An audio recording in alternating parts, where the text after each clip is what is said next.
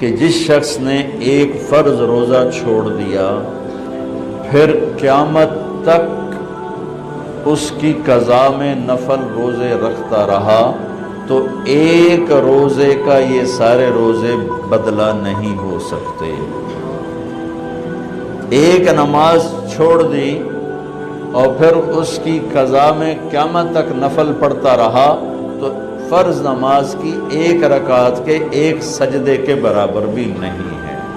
فرض میں اتنی طاقت ہے تو اللہ کی رحمت کیسے متوجہ ہوتی ہے کہ رمضان کے مہینے میں اللہ فرماتے ہیں میرے محبوب کی امت ہے، ایک فرض کو 70 کے برابر کر دو، اور پھر فرماتے ہیں نفل کو فرضوں کے برابر کر دو، اور پھر فرماتے ہیں جو رات کو تراویح پڑھے گا، دن میں روزہ رکھے گا، آخری رات اسے ایسے دھو دوں گا، دھو کے پاک کر دوں گا کہ اس کے ذمے گناہ کا ایک ذرہ بھی باقی نہیں بچے گا، سب گناہ اللہ تعالیٰ اس کے معاف فرما دے گا۔ اور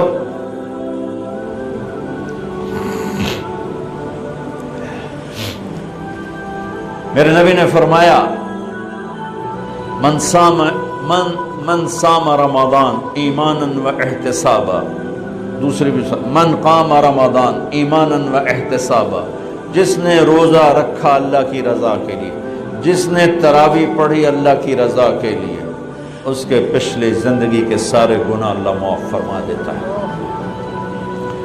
رات کا قیام کسی امت کو نہیں ملا، دیکھو روزہ سخت تھا تو ان کا قیام اللیل نہیں تھا، چونکہ وہ اپنی کتاب پڑھ سکتے ہی نہیں تھے۔ رمضان میں اللہ نے آسمانی کتابیں اتاری، یکم رمضان کو ابراہیم علیہ السلام پر، 2 رمضان کو تورات موسیٰ علیہ السلام پر، 8 یا 6 رمضان کو عیسیٰ علیہ السلام ان پر، موسیٰ علیہ السلام پر، ان پر داؤد علیہ السلام پر زبور کو اتارا، اور 12 یا 18 رمضان کو عیسیٰ علیہ السلام پر انجیل کو اتارا، اور 21 رمضان کو اللہ تعالیٰ نے پیر کی رات لیلۃ القدر میں غار حرا کے اندر اللہ تعالیٰ نے اپنے محبوب پر کتاب کو اتارا۔ وہ کتابیں فل آ گئیں، لکھی لکھائیں، قرآن فل نہیں آیا، قرآن صرف ایک سورت کے 19 الفاظ آئے بس، اور پھر 23 برس میں قرآن اترا۔ کتنے انبیاء ایسے گزرے ہیں جن کے پاس جبریل زندگی میں ایک دفعہ آیا، زندگی میں جبریل ایک دفعہ، اور ایک سے لے کر آگے کوئی تعداد مقرر نہیں ہے، 100 دفعہ 200 دفعہ، لیکن آپ حیران ہوں گے ہمارے نبی پر جبریل 23 برس میں 24,000 دفعہ آئے، 24,000 دفعہ، جو ایک عجب العجائب ہے، عجب العجائب ہے۔ تو میرے بھائیوں، رات کی تراویح، دن کا روزہ، تراویح میں کیا ملنے والا ہے؟ میرے نبی کا فرمان ہے ہر سجدے پہ 1,500 نیکی، ہر سجدے پہ 1,500 نیکی۔ تھوڑی اپنی کاروباری مصروفیت گھٹاؤ، اپنی کاروباری مشقت گھٹاؤ، اپنے ملازموں کی بھی مشقت گھٹاؤ، تاکہ وہ تراویح پڑھ سکیں، روزہ رکھ سکیں، بشاشت سے پڑھ سکیں، اور اللہ کا فضل ہے دھیرے سے ڈھیلا حافظ بھی ہو تو 1.25 گھنٹے میں سارا کچھ نمٹ جاتا ہے۔ اتنی سی ہمت کرو میرے بھائیوں کہ افطاری میں تھوڑا کھاؤ۔ اگر تم پہلوانوں کی طرح شروع ہو گیا نا، پھر تو تم سے عشاء بھی نہیں پڑھی جائے گی، تراویح تم نے کیا پڑھنا۔ روزہ جسم کی فالتو چیزوں کو جلاتا ہے، روزہ ایک قوت پیدا کرتا ہے ایمانی شیطان کے خلاف۔ وہ کیسے پیدا کرتا ہے شیطان کے خلاف؟ اللہ تعالیٰ حلال کو بھی حرام کر دیتا ہے۔ جب بیوی کو بھی شہوت سے دیکھنا حرام ہو گیا اور یہ اس پہ قابو پا گیا تو اوروں کی عزت کو یہ حرام نظر سے کیوں دیکھے گا؟ جب یہ حلال کھانا چھوڑ گیا تو یہ جھوٹ کیوں بولے گا، یہ گالی کیوں دے گا، یہ غیبت کیوں کرے گا؟ جب یہ کان میں دوائی ڈالنا چھوڑ گیا کہ روزہ ٹوٹ جاتا ہے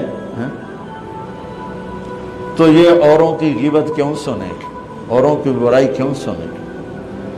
جب یہ آنکھ میں دوائی نہیں ڈالتا ہے کہ وہ حلق میں جاتی، وہاں سے وہ پیٹ میں چلی جاتی ہے، روزہ ٹوٹ جاتا ہے، تو یہ ان آنکھوں سے غلط کیوں دیکھے گا؟ یہ غلط کیوں کسی کی عزت کے اوپر اپنی بددیانت نظر کو ڈالے گا؟ تو جب یہ اندھیرے میں بند کمرے میں ٹھنڈا پانی پڑا ہوا ہے اور ہاتھ نہیں لگاتا ہے اور اللہ کا دھیان اسے یاد ہوتا ہے کہ اللہ دیکھ رہا ہے، نہاتے ہوئے ہونٹ بند کر رہتا ہے کہ کوئی پانی کا قطرہ منہ میں نہ چلا جائے اور میرا روزہ نہ ٹوٹ جائے، خراب نہ ہو جائے، تو یہ جب اللہ کا اتنا دھیان اس کو نصیب ہو جاتا ہے کہ اللہ دیکھ رہا ہے، ورنہ کیا کسی کو کیا خبر کہ میں 2 گلاس پانی پیتا یا میں پیاس سے بول رہا ہوں۔ تو جب وہ اللہ کو اتنا اپنے دھیان میں لے آتا ہے کہ اللہ دیکھ رہا ہے، میں پانی نہیں پیوں گا، اللہ دیکھ رہا ہے، میں بیوی کو ہاتھ نہیں لگاؤں گا، اللہ دیکھ رہا ہے، میں کسی کی عزت پر بری نظر نہیں ڈالوں گا، اللہ دیکھ رہا ہے، میں کسی کی برائی نہیں سنوں گا، اللہ دیکھ رہا ہے، میں کسی کی برائی نہیں کروں گا، تو پھر جب یہ بازار میں جائے گا تو جھوٹ تو نہیں بولے گا، جب یہ تولے گا تو غلط تو نہیں تولے گا۔ ہاں یہ الگ بات ہے، بہت سے مجھے ملے کہ جب رمضان میں جھوٹ چھوڑ دیتے ہیں، اس کے بعد پھر شروع ہو جائے گی، رمضان میں رشوت نہیں لیتا ہوں، اس کے بعد پھر شروع ہو جاتا ہے۔ تو چلو شکر ہے 1 مہینہ تو مسلمان رہتے ہیں۔ اچھا اس کی وجہ کیا ہے کہ رشوت خور کہتا ہے جب رمضان میں نہیں، یہ نہیں، رمضان میں جھوٹ نہیں بولنا، رمضان میں صحیح تولنا ہے، رمضان میں غلط نہیں تولنا، کیوں؟ شیطان قید ہو جاتا ہے۔ رمضان میں نمازی کیوں بڑھ جاتے ہیں؟ شیطان قید ہو جاتا ہے۔ کسی امت کو یہ نہیں ملا کہ رمضان میں شیطان قید کیے جائیں، اس امت کو ملا رمضان میں شیطان قید ہو جاتے ہیں۔ کسی امت کو یہ نہیں ملا کہ رمضان میں جہنم کے دروازے بند ہو جائیں، اس امت کو ملا ہے رمضان میں جہنم کے دروازے بند ہو جاتے ہیں، جنت کے دروازے کھل جاتے ہیں۔ کسی امت کو یہ نہیں ملا کہ ان کے لیے ہر مخلوق دعا کرے، رمضان کے مہینے میں اس امت کو یہ ملا ہے کہ ان کے روزہ رکھنے والوں کے لیے چونٹیاں بھی دعا کرتی ہیں، پرندے بھی دعا کرتے ہیں، مچھلیاں بھی دعا کرتی ہیں، ہوائیں دعا کرتی ہیں، ہر شے دعا کرتی ہے روزہ رکھنے والے کی، اس امت کو ملا۔ کسی امت کو یہ نہیں ملا کہ آخری رات ان کی سب کی بخشش ہو جائے، اس امت کو ملا ہے کہ رمضان کی آخری رات سب کی بخشش ہو جاتی۔ کسی امت کو یہ نہیں ملا کہ جنت کی حوریں انہیں روزوں میں یاد کریں، اس امت کو ملا ہے کہ اللہ تعالیٰ جنت کو کہتا ہے کہ تو تیار ہو جا، میک اپ کر لے، میرے بندے آ رہے ہیں، دلہن بن جا، سج دھج کے مجھے دکھا دے تاکہ میں اپنے بندوں کو پیش کروں تحفے کے طور پر۔ یہ ہے تمہاری بھوک کا بدلہ، یہ ہے تمہاری پیاس کا بدلہ۔ بھوک پیاس، یہ ایک لغت کی بات یاد آ گئی۔ جس گھوڑے کو جنگ کے لیے تیار کیا جاتا تھا، جیسے آج بھی جن گھوڑوں کو ریس کے لیے تیار کرتے ہیں، انہیں تھوڑا کھلاتے ہیں، انہیں زیادہ بھگاتے ہیں۔ اور ہمارے بھی بچپن میں جب گھوڑوں کا دور تھا، ہمارے والد صاحب کے پاس ماشاءاللہ گھوڑے ہوتے تھے بڑے خوبصورت، تو ان گھوڑوں کو جب وہ تیار کرتے تھے سواری کے لیے تو پہلے ویسے ہی بھگا رہے ہوتے تھے۔ 2-4 جو ماہر لوگ تھے آج بھی میری نظروں میں آ گئے ہیں، اب تو سب قبروں میں چلے گئے، تو وہ گھوڑے کو بھگا رہے ہیں۔ میں کہتا ہے ایویں انہوں بجائی جاندے نے کی چھوٹے چھوٹے بالکل، اور پھر اس کے پیچھے نا ایک لکڑی وزن دار ڈال کے پھر اس کو خود اس لکڑی پہ بیٹھ کر پھر اس کو بھگا رہے ہیں۔ یہ کیا ہے رہے ہیں؟ اس کو سواری کے لیے تیار کر رہے ہیں۔ اگر پہلے دن ہی کاٹھی رکھ دو تو چاکے وہ مارے گا۔ تو جس گھوڑے کو جنگ کے لیے تیار کر دیا گیا ہو، یا آج کے دور میں سمجھ لو جس گھوڑے کو ریس کے لیے تیار کر دیا گیا ہو کہ یہ ریس کے لیے تیار ہے، اس کو کہتے ہیں خیل صائم، فرس صائم، روزے دار گھوڑا۔ روزے دار گھوڑے کا کیا مطلب ہے؟ کہ یہ گھوڑا بھوک برداشت کر سکتا ہے، پیاس برداشت کر سکتا ہے، لمبی ریس کی تھکن برداشت کر سکتا ہے، دشمن سے بھڑ جائے تو تلواروں کی کاٹ برداشت کر سکتا ہے۔ اس کو خون بہتا بھی دکھایا جاتا تھا، گھوڑے کو خون بہتا دکھایا جاتا، زخم لگا کے اوروں کو، جانوروں کو زخم لگا کے دکھایا جاتا تھا کہ اس کی آنکھ زخم دیکھے، خون دیکھے۔ ایک عرب شاعر کا شعر یاد آ گیا، یدعون عنتر والرماح كأنها اشتان بیر فی لبان الادهم ما زلت ارمیہم بغرۃ وجهه ولبانه حتى تسربل بالدم، کہ میں نے آج وہ کر کے دکھایا کہ دشمن کے خون سے میں نے بھی کپڑے پہنے اور دشمن کے خون سے میرے گھوڑے نے بھی کپڑے پہن لیے۔ یعنی دونوں ہم سرخ سرخ ہو گئے، خون آلود ہو گئے کہ میرا گھوڑا بھی سارے کا سارا پوری شلوار قمیض ہی اس نے خون کی پہن لی تھی، اس کو کہتے تھے خیل فرس صائم۔ تو یہ روزہ ہمیں جنگ کے لیے تیار کرتا ہے۔ کون سی جنگ؟ شیطان کے خلاف۔ اور دوسرا کہتے تھے سامت الریح، عرب میں ہواؤں کے جھکڑ بہت چلتے تھے، طوفان بہت آتے تھے، تو وہ اس میں بہت پریشان ہوتی تھی۔ ہمارے ہاں مئی میں بہت زیادہ آندھیاں چلتی تھی، جب درخت بہت ہوا تو درخت کاٹ کے رکھ دیے، درخت بہت ہوا، آندھیاں بہت چلتی تھی۔ اب تو بہت کم ہو گئی برائے، پھر بھی مئی میں کچھ نہ کچھ چلتی ہیں، تو جب وہ چلتی ہے تو ایک مصیبت بن جاتی ہے، تو جب وہ کھڑی ہوتی ہے تو سکھ کا سانس آتا ہے۔ تو جب وہ ہوا کے جھکڑ بند ہوتے تھے تو عرب کہتے تھے سامت الریح، شکر ہے ہوا نے روزہ رکھ لیا، یعنی ہوا تھم گئی، ہوا تھم گئی۔ اب اس کو یہاں فٹ کیسے کیا ہے علماء نے کہ انسان کے اندر نافرمانی کے جھکڑ چلتے ہیں، جھوٹ کے، ظلم کے، بدکاری کے، فحاشی کے، نشے کے، سستی کے، رشوت کے، بار بار نام لینے سے بھی طبیعت خراب ہوتی ہے، نافرمانی کے طوفان اٹھتے ہیں، طوفان اٹھتے ہیں۔ یہ کیا کرتا ہے؟ روزہ رکھتا ہے، نظر جھکاتا ہے، ہاتھ جھکاتا ہے، زبان پہ قابو پاتا ہے، شہوت پہ قابو پاتا ہے، حلال کو چھوڑ دیتا ہے۔ تو وہ پورا مہینہ جب اس پریکٹس سے گزرتا ہے کہ نظر کو بچاتا ہے، کانوں کو بچاتا ہے، زبان کو بچاتا ہے، حلال کھانے، حلال بیوی سے بچتا ہے، تو اللہ اس کے اندر شیطانی طوفانی ہواؤں سے ٹکر لینے کی طاقت پیدا کر لیتا ہے، اور یہ اس کے سامنے کھڑا ہو جاتا ہے، ڈٹ جاتا ہے۔ لیکن چونکہ ہمارا روزہ شکر ہے فرض جو رکھتے ہیں ان کو مبارک ہو، بہت مبارک ہو۔ جو میرے بھائی سست ہیں اللہ کرے وہ بھی رکھ لیں کہ یہ بہت بڑا سرمایہ ہے، بہت بڑی دولت ہے۔ اللہ تعالیٰ یہ ہمیں نصیب فرما دے کہ رات کی تراویح اور دن کا روزہ، یہ اس کے اندر ایک طاقت پیدا کرتا ہے شیطان سے ٹکرانے کی اور غلط چیزوں سے ٹکرانے کی، اس کے اندر اللہ تعالیٰ قوت پیدا فرما دیتا ہے۔ اور رات کو تراویح کا جو روزہ، تراویح کا جو سجدہ ہے 1500 نیکی ہے، 1500۔ کچھ لوگ 8 پڑھتے ہیں، ان کے پاس بھی دلیل ہے، کوئی بات نہیں، ٹھیک ہے۔ ہم 20 پڑھتے ہیں تو ہمارے پاس بھی صحابہ کی دلیل ہے، ٹھیک ہے۔ لیکن بھائیو 8 سے 10 کر دینا کوئی منع نہیں، 8 کو 12 کر دینا کوئی منع نہیں۔ صحابہ کے دور میں جب اللہ کے نبی تشریف لے گئے تھے دنیا سے، تو مکے والے کیا کرتے تھے؟ 4 تراویح، یہ جو ہم 4 تراویح کے بعد بیٹھتے ہیں نا، ترویحہ، آرام کرنا۔ تراویح کا نام بعد میں پڑا، اس کا صحابہ کے دور میں اس کا نام ہے قیام اللیل، قیام رات کا قیام، جیسے حرم میں آخری 10 دن میں ہوتا ہے قیام اللیل۔ تراویح اس کا نام پڑا بعد میں، اللہ کے نبی کے بعد مکے والوں نے کیا کیا کہ وہ 4 تراویح پڑھتے تھے اور پھر ایک طواف کرتے تھے، تو بشاشت بھی آ جاتی تھی اور طواف بھی چھوٹا سا ہوتا تھا، مجمع بھی تھوڑا سا ہوتا تھا۔ 80s میں گیا تو تھوڑا سا مجمع ہوتا تھا، 5-7 منٹ میں طواف ہو جاتا تھا، تو طواف کرتے پھر 4 تراویح پڑھتے، پھر طواف کرتے پھر 4 تراویح پڑھتے، تو اس طرح کرتے کرتے کرتے کرتے ان کی سحری کا وقت ہو جاتا، جا کے سحری کھاتے، فجر پڑھتے، اشراق پڑھ کے پھر آرام کرتے۔ مدینے والوں نے سوچا کہ وہ تب ہر 4 تراویح تو بعد سجدہ طواف کر دیں، ہوں آپا کی کریے؟ انہوں نے کہا ہم ڈبل تراویح پڑھیں گے، تو انہوں نے 40 رکعت شروع کر دی۔ تو رات کی نماز میں کوئی ایسی پابندی نہیں کہ اس کے اوپر نہیں پڑھ سکتے۔ قیام اللیل مثنا و مثنا، رات کی نماز 2 رکعت ہے، اور جب ختم کرنا چاہو تو ایک وتر کے ساتھ اسے ختم کر دو۔ تو مدینے والے 40 تراویح پڑھتے تھے۔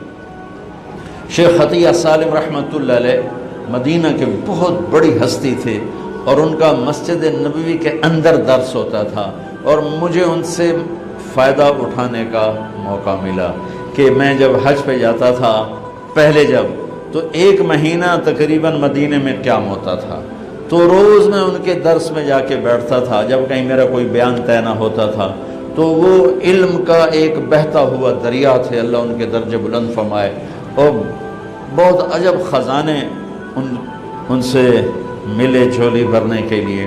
انہوں نے کتاب لکھی ہے صلاۃ التراویح، تراویح کی نماز، کس بات پہ لکھی ہے؟ فرمانے لگے کہ میں دیکھتا ہوں 8 تراویح پڑھنے کے بعد بہت سے لوگ پیچھے جا کے بیٹھ جاتے ہیں، اور یہ نادان لوگ ہیں جو 8 تراویح پڑھ کے اور پیچھے جا کے بیٹھ جاتے ہیں۔ میں ان کے لیے یہ کتاب لکھ رہا ہوں کہ بے شک یہ بھی روایت ہے 8 تراویح کی اور 20 کی بھی، اور اس کی کوئی ایسی پابندی نہیں کہ 8 کے بعد پڑھنی ہی کوئی نہیں، میں جتی چاہ کے دوڑے جاندے رہے جی میں مگرو بدلے کوئی نہ پڑھ آ گیا۔ یہ قیام اللیل یہ بندگی کی رات ہیں، یہ بندگی کی راتیں ہیں، یہ عبادت کی راتیں ہیں۔ آپ 2 پڑھو تو بھی تراویح ہوگی، 4 پڑھو، 8 پڑھو، 10 پڑھو، 12 پڑھو۔ میں نے مدینے کا انہی کی کتاب سے بتا رہا ہوں صلاۃ التراویح، مدینے والے 40 رکعت پڑھتے تھے، اور تراویح کا لفظ ہی 12 سے اوپر پہ آتا ہے، چونکہ ترویحہ ایک آرام کو کہتے ہیں، تھوڑی دیر کے لیے آرام ترویحہ، ترویحتان 2 دفعہ آرام کرنے کو کہتے ہیں، اور تراویح 2 سے زیادہ دفعہ آرام کرنے کو کہتے ہیں۔ 8 تراویح پڑھی جائے تو اس پہ تراویح کا لفظ سادی کے نہیں آتا، بلکہ نا صلاۃ و ترویحتان ہوگا، ترویحتان۔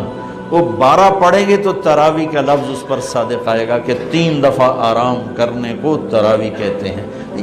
یہ کوئی مطلب ہے کہ میں کوئی مناظرہ نہیں کر رہا ہوں، نہ ہی میری عادت ہے مناظرہ کرنے کی، لیکن جو 8 تراویح کو کہتے ہیں بس اس سے اوپر پڑھنی نہیں، ان کو یہ بتا رہا ہوں کہ اپنا نقصان نہ کرو۔ تراویح کی نماز ہو رہی 20 پڑھو، تم نے گھر جا کے کرنا کیا ہے؟ صرف اوپر کے آدھا گھنٹہ اوپر لگ جاتا ہے اور آدھے گھنٹے میں ساری نماز نمٹ جاتی ہے، لیکن آپ کو ملتا کیا ہے؟ ہر سجدے کے بدلے 1500 نیکی۔ کیوں ضائع کرتے؟ یہاں چھوڑو، سب سے بڑی مسجد تو وہ اس نے بنائی ہے ملک ریاض صاحب، اللہ اس کو جزائے خیر دے، بڑا سخی آدمی ہے، اور سخی کی تعریف نہ کرنا بھی بہت بڑا بخل ہے، بہت سخی آدمی ہے۔ تو اس نے وہ بنائی ہے بحریہ ٹاؤن کی مسجد، وہاں ایک وہ ہو جائے، ایک اعلان ہو جائے اور ایک پوسٹ لگ جائے کہ جو ہماری مسجد میں آ کے نماز پڑھیں گے ان کو 1500 نہیں 150 روپیہ فی سجدہ دیا جائے گا۔ تسی اگلے دن تماشا ویکھے جے کی ہوندا ہے، جو سارا بحریہ ٹاؤن بلاک نہ ہو جاوے تو مینوں نہ پلوے۔ وہ جنہ کدی دادیاں نو پوچھیا نہیں، دادیاں نو موڈیاں تے چاہتے لے آون گیا، دادا میرے نال آیا، وہ آکے دو آگیا دادی نو میں آندا ہے، نانے نو میں چاہیا، نانی نو ایس چاہیا، تو لڑائیاں ڈنڈے شروع ہو جاؤں۔ میری قوم روپے کو جانتی ہے، نیکی کو نہیں جانتی۔ انہیں یہ پتہ ہے کہ پیسہ کیا چیز ہے، اس کے لیے جھوٹ بھی بولیں گے، اس کے لیے ہر غیرت کی حدوں کو توڑ دیں، نیکی نہیں جانتی۔ تو میرا نبی فرما رہا ہے تراویح کے ہر سجدے پہ 1500 نیکی لکھی جائے گی، اور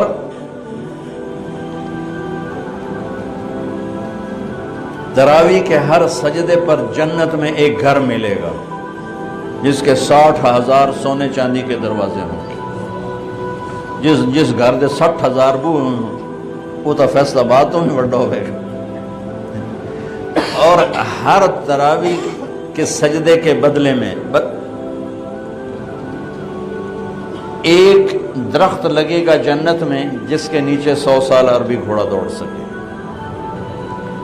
بھائیو کیوں نقصان کرتے؟ 8 پڑھو کوئی مسئلہ نہیں، 10 پڑھو کوئی، 12 پڑھو، 20 کی 40 پڑھو کوئی مسئلہ نہیں، کیونکہ اس میں شریعت نے کوئی رکاوٹ نہیں بنائی۔ یہ رات کی نماز ہے، میں نے آپ کو مدینے والوں کا عمل بتایا، مکے والوں کا عمل بتایا کہ وہ طواف کرتے تھے تراویح کے بعد طواف، اس سے یہ ترویحہ چلا ہے۔ اس کی یہ لفظ تراویح کا لفظ ہی بعد میں آیا ہے، ورنہ اصل نام قیام اللیل ہے۔ لیکن یہ کہنا کہ تراویح کی نماز ہی کوئی نہیں ہے تو بہت بڑی حماقت اور بہت بڑی نادانی کی بات ہے۔ اللہ تعالیٰ پوری امت 1400 سال سے ایک عمل کو لے کے چلی آ رہی ہے، اسے یوں کہہ دینا کہ نماز ہی کوئی نہیں، اتنی دلیری بھی ٹھیک نہیں اور اتنی شدت بھی ٹھیک نہیں کہ کوئی تراویح پڑھنے نہیں آیا تو کفر تے ہی فتویٰ لا دو، محدود کافر ہو گیا، مردود ہو گیا، پتہ نہیں کیا کیا کرتے رہتے ہیں ہمارے خطیب۔ ایک نوجوان کہنے لگا خطیبہ نے ساڑھے کولو ساڑھا رب بھی کھو لیا۔ میں اتنا حیران ہوا، کیوں ڈرا مار چھڑیا نے، سن تو لگتا ہے رب بس لتر چاہی کھلوتا ہے تو اس مارنا ہی مارنا۔ میں نے کہا سنو اللہ کے 99 نام ہیں. میں میرے ہر بیان میں تقریباً آج میں نے روزے کی بات کرنی تھی تو وہ مضمون روزے کے مطابق میں نے بولا. اللہ کے 99 نام ہیں صفاتی. 99 کا مطلب یہ ہے کہ میرے نبی نے ایک روایت میں 99 نام گن کے سنائے کہ یہ اللہ کے ناموں میں سے نام ہیں. یہ نہیں کہ صرف 99. اللہ تو لامحدود ہے تو اس کی صفات لامحدود ہیں تو اس کے نام بھی لامحدود ہیں. میرے نبی نے کہا ان للہ 99 اسما. اللہ کے صفاتی ناموں میں سے یہ 99 نام ہیں. ان میں ایک نام ہے غصے والا، باقی سب رحمت ہی رحمت. صرف ایک. کمال کی بات ہے. باقی جبار جو ہوتا ہے نا غصے والے کو نہیں کہتے. جو اللہ کا نام ہوتا ہے الجبار، العزیز الجبار المتکبر. جبار کا مطلب ہوتا ہے چھا جانے والا، غالب آنے والا. غصے کا مطلب ہم اردو میں کرتے ہیں یہ تو بڑا جبار بندہ ہے، بڑا جابر بندہ ہے. ہم کہتے ہیں بڑا جابر بندہ ہے. یہ اردو میں جابر غصے والے کے لیے ہے، عربی میں جابر جوڑنے والے کو کہتے ہیں. ٹوٹے کو جوڑنے والے کو جابر کہتے ہیں، اور جبار چھا جانے والے کو کہتے ہیں. المہیمن چھا جانے والا. صرف ایک صفت بتا رہا ہوں، المنتقم انتقام والا. انتقام پھر غصہ بھی ہے، پکڑ بھی ہے، عذاب بھی. اچھا تلوار کے اوپر اگر کور چڑھا ہوا ہو تو وہ کاٹے گی. موری شاہد بھی مارو تو کچھ نہیں ہوگا. انہوں کہتا نیرا پل پلا جیا بیٹا گول مٹول جا. چھری کے اوپر کور چڑھا ہوا ہو تو چڑیا بھی نہیں مرے گی. چڑیا کو بھی زخم نہیں آئے گا، وہ بھی پھڑ پھڑا کے اڑ جائے گی. ٹھیک ہوگی میں رحمت للعالمین پہ قربان جاؤں. انہوں نے اللہ کے ناموں کی فہرست جیسے ہمیں بتائی ہم ویسے اس کو بیان کرتے ہیں. میں نے یاد کیا ہوا، میں سناتا رہتا ہوں. وہ المنتقم کو کہاں لائے؟ یہ رحمت للعالمین کو سلام ہے. شروع میں لے آتے هو اللہ الذی لا الہ الا ہو المنتقم. کہاں سے شروع کیا؟ سنو ذرا، الرحمن سے شروع کیا. اللہ الذی لا الہ الا ہو الرحمن الرحیم، یہاں سے شروع کیا. اور الرشید الصبور پہ آ کے ختم کیا. صبور جو اپنے بندوں کی برائیاں دیکھنے کے بعد بھی ان سے پیار کرتا ہے. جیسے والدین بچے کی کمیاں دیکھ کر بھی پیار سے مجبور ہوتے ہیں. اچھا اب المنتقم اللہ لایا کہاں ہے؟ یہ میرے ہاتھ کو دیکھنا، یہ دو انگلیاں یہ درمیان. اگر میں یوں کر دوں تو یہ درمیان والی انگلی بند ہو گئی نا، دونوں طرف سے بند ہو گئی. میرے نبی پہ قربان جاؤں، اللہ کے نبی المنتقم کو بیان کرنا چاہتے ہیں. اللہ نے جو کہا میں ہوں، اور ہے بھی صحیح. بھائی بعض لوگ ڈر کے سیدھے ہوتے، بعض محبت میں سیدھے ہوتے. تو یہاں ہے البر، یہ ہے التواب، یہ ہے العفو، یہ ہے الرؤوف. البر التواب، العفو الرؤوف. البر نیکی قبول کرنے والا، التواب اپنے بندوں پر سایہ کرنے والا، اپنے بندوں کو خود اپنی طرف کھینچنے والا اور توبہ قبول کرنے والا. العفو معاف کرنے والا. الرؤوف بہت ہی مہربان. اور بیچ میں المنتقم. المنتقم تو میں نے کہا نا تلوار پہ کور ہو تو اثر نہیں کرے گی. ایک مثال دے رہا ہوں، اللہ وللہ المثل الاعلی، اللہ تو ہر تشبیہ سے پاک ہے. چھری پہ کور ہو اثر نہیں کرے گی. میرے نبی نے المنتقم کو چھپا دیا، البر التواب العفو الرؤوف، بیچ میں منتقم، کہ وہ خود ہی اپنی غیظ و غضب کا جب اظہار کرنا چاہتا ہے تو ادھر العفو، ادھر الرؤوف، ادھر البر، ادھر التواب. چلو دفعہ چلو جا. ایک بدو آیا، یا رسول اللہ قیامت کے دن حساب کون لے گا؟ آپ نے کہا اللہ کا. موجہ ہو گئی.